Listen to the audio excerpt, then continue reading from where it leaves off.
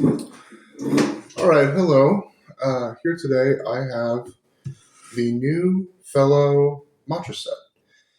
I'm going to unbox it, but first I'm going to take a look at the Matcha sets that I have currently been using for about 2 years now and give them a comparison. So, yeah.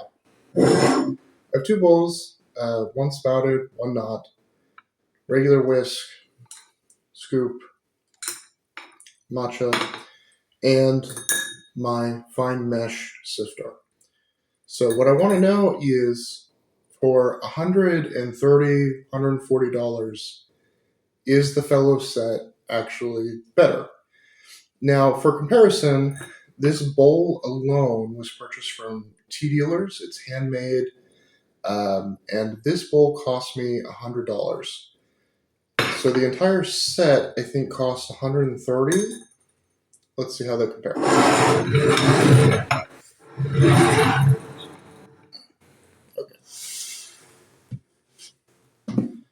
So I am one of the first people to actually purchase this. I'm not sponsored by Fellow. I bought this with my own money. Just want to get that out of the way.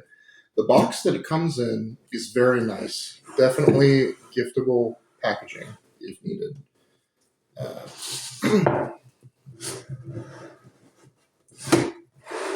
Set that aside. Fellow branded. And this, although cardboard, is pretty thick, pretty durable. So inside of here, this is what we get.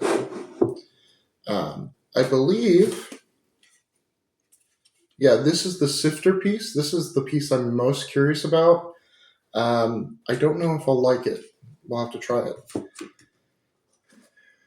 The whisk, I'd say, looks pretty standard. Nothing too special about that whisk.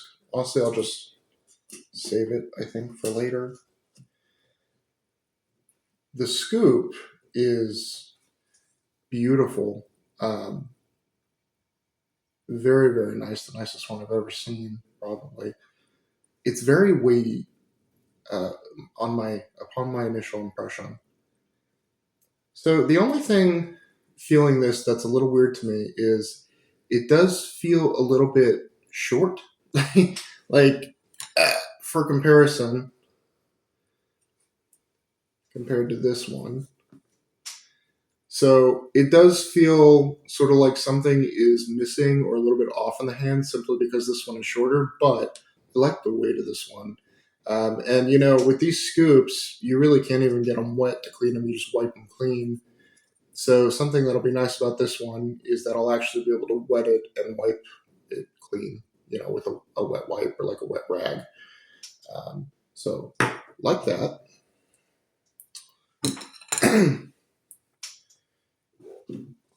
This is the whisk holder. And I have mixed feelings about this too. So for comparison,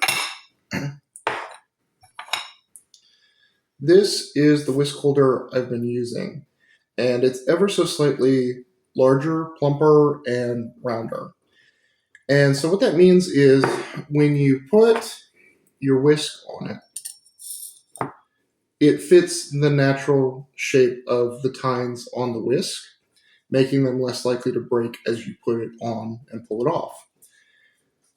This one is kind of, if you can see, it's angled. And that's what I was curious about because it could actually make it more likely to damage the tines. I believe the idea behind this angle design is that it makes it quicker to dry because there's more air between the tine and the stand, which in theory is safer because it means it's less likely to develop bacteria. But you know, you soak this whisk in boiling hot water before you use it. So essentially you're disinfecting it each time. And I'm kind of afraid to pick it up. But just in looking at it, it does do exactly what I thought it would do, which is it puts some space between the tines and the actual stand itself. But it's kind of angular. So like I said, if you pull it off, be careful. I don't know how that'll work over time, if that'll warp it. I don't know if maybe I used a fresh matcha whisk. If I put it on there, if it would dry to that shape, I have no idea. But mixed feelings. One thing I do really like about this is it's very heavy. So when you pull it up, it appears that it stays put. Whereas with some of these, you pick them up and they come with. So I like that it's heavy. The other thing that I really like about this is it's hollow. So it's any moisture is going to drip through to the tray that comes with this set, which is something that I really like. I also like that there are these little gaps, sort of indents in the base of this, which means that it's not going to seal if there's moisture to the tray. So that could be an issue. Um, Mixed feelings about this, but it works. I like it so far. It's nice.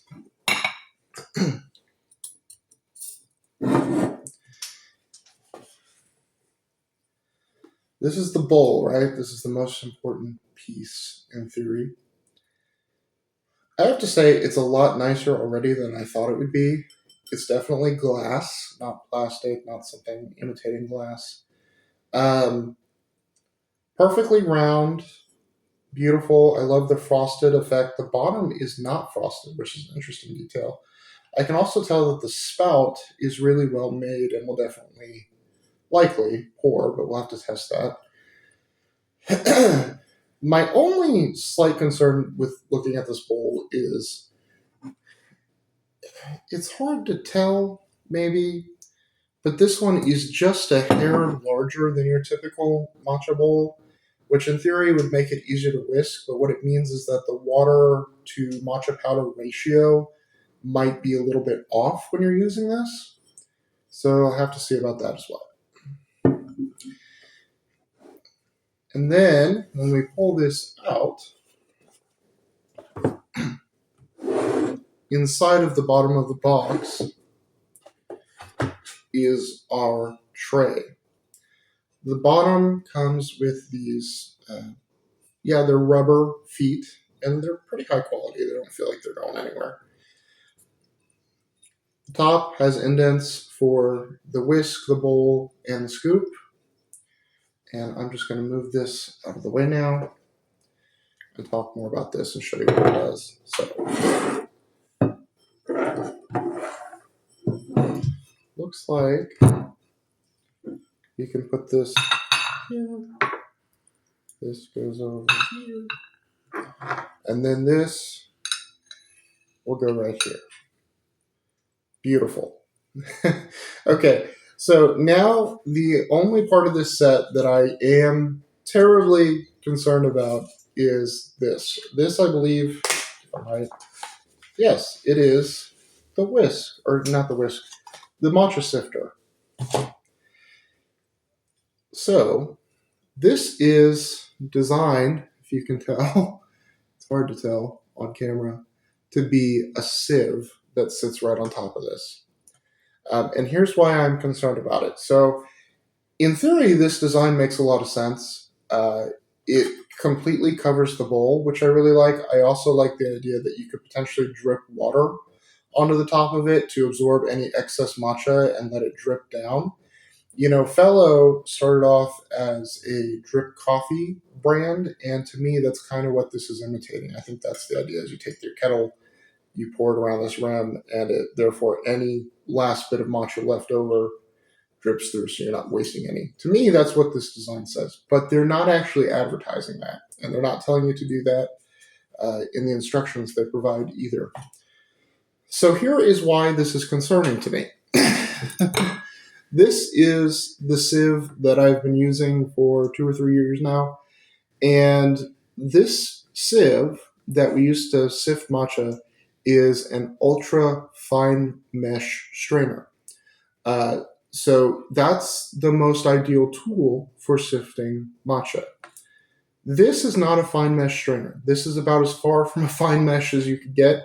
This is essentially a sheet of stainless steel that has been punched or perforated. It is not a fine mesh strainer.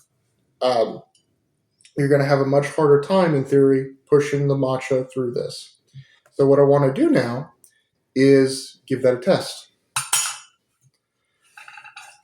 And first, we are going to compare with my other bowl, just for reference.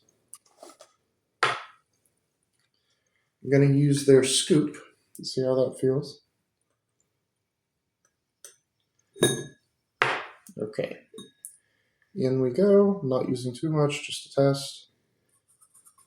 And all I do is push that around, rub it a little bit, and it goes straight through the sieve, no problem.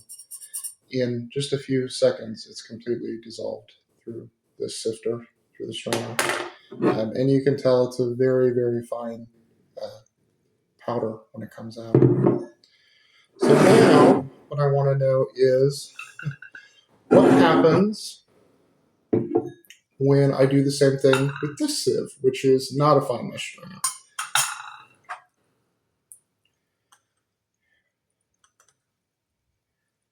I'm just going to use one scoop again just to see how it goes. I like that the scoop sits in there comfortably. Don't have to worry about anything falling.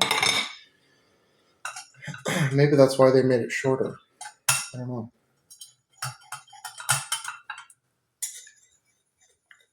And I can already just tell it is not... Yeah, this is horrible. So another problem I'm finding is that it's not wanting to stay in the divot because the divot's not deep enough. So the matcha is kind of smearing out to the sides where there aren't even any holes. So I have to push it back to the center. And in doing so, I'm making a mess. I'm getting it other places.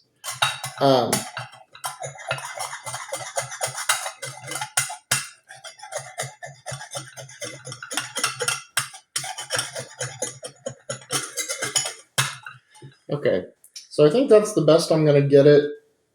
And truthfully, I feel like I wasted a lot of matcha trying to push it through this thing, and it's still stuck to this sieve device.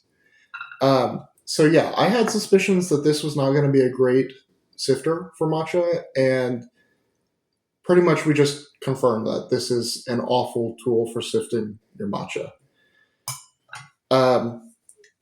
So how would I rate this set? So the scoop, I would probably give this, if it had a little bit of extra length, a 10 out of 10, because it doesn't have that extra length to the handle. It's a little awkward to hold, honestly. So I'd give this a 9 out of 10. This thing, mixed feelings. I have to see over time how it actually dries on the stand, but I would say an 8 out of 10. It just needs to be slightly bigger or slightly different shape to make sure that it doesn't break the whisk over time, which is kind of important. This bowl, I can tell you, it's pretty nice. I would give this a 9 out of 10. The reason I'm saying 9 out of 10 instead of 10 out of 10 is largely because this is definitely a factory-made piece. No one made this bowl by hand. You're definitely not supporting the artisan's work when you buy something like this, but it's pretty nice. Is it $130 nice? No. This is obviously an overpriced product, especially if you were just to buy this bowl. I would not expect it to cost whatever fellow is asking you to pay for it. And then the tray that it all sits on. How do I feel about that? The tray is awesome. Really, the thing that upsets me the most about the set is that you can't buy the individual pieces. If you could just buy this tray, I think a lot of matcha enthusiasts would be very happy about that, to put their own matcha stuff on. I mean, I'm sure it works with... Yeah, I mean, it works with any piece. You don't have to use theirs. But unfortunately, right now, in order to get this tray, you have to buy the whole set. Out of everything, if I could give this a 0 out of 10, I would. This is a horrible product. This sifter specifically, not the rest of it, is a horrible product. This is absolutely the worst matcha sifter I have ever tried or tested. I do not know why they would sell you this or why they would allow this to go into production. No idea. So if you're okay with buying a different sieve or using a different sieve for this set, and setting this aside and never using it or talking about it again, I would say that this is actually a phenomenal set as it is. Is it worth $130? No. I would honestly pay, I'd say $100 for the set without this piece, which sucks. This is awful. Really, this should have never been made. And I think the lesson here with all of this is you can't trust coffee people, which is what Fellow does primarily, to provide good matcha tools. They're beautiful. I question if they're super functional.